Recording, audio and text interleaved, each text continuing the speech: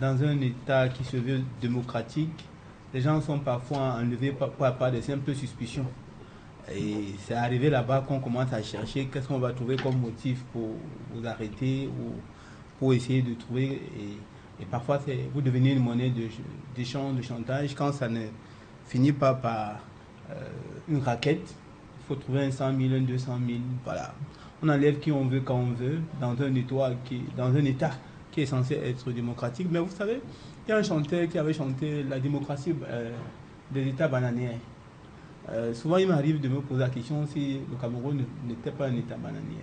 Mais bon, aujourd'hui, c'est un secret de polichinelle. Tout le monde entier sait clairement. J'ai des amis partout dans le monde qui semblent connaître plus ce qui se passe au Cameroun que moi-même. Euh, ils semblent même avoir les vrais résultats. Ils semblent avoir l'information. Donc, aujourd'hui, je n'ai plus envie de dire aux gens ce que tout le monde est censé savoir. J'ai juste envie de dire la main tendue de qui? De M. Guilla? Peut-être.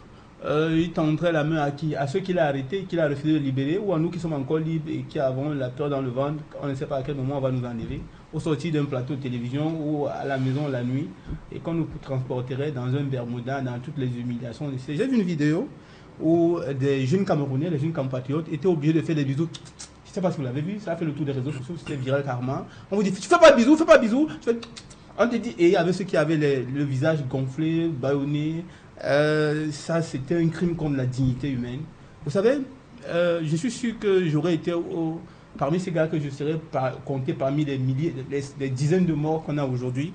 Bon, peut-être que Dieu n'a pas encore décidé de ce sort pour moi, mais je ne tolérerai jamais, au grand jamais, de donner à aucun humain au monde cette dignité de m'humilier à ce point-là. Jamais.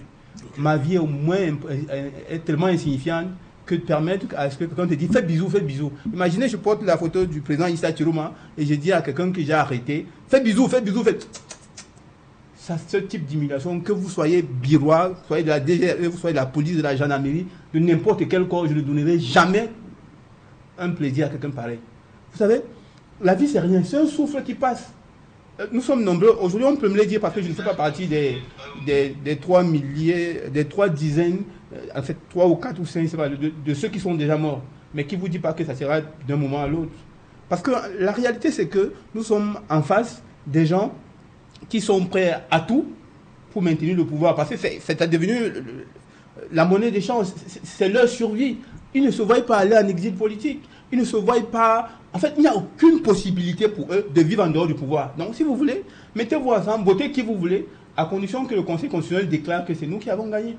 Donc, si vous ne voulez pas ça, on va vous tuer, on va vous envoyer en prison, on va vous enlever, on va vous humilier, on va vous faire ce qu'il faut. Vous savez, quand je suis entré en politique, je suis entré beaucoup plus en politique par fanatisme. Je suivais Cabral Libye. Ensuite, j'ai découvert à l'intérieur de la politique quelque chose de beaucoup plus grand, de plus fort. Le Cameroun mystique et profond. Celui que convoquait chaque fois Ruben Oumiobe.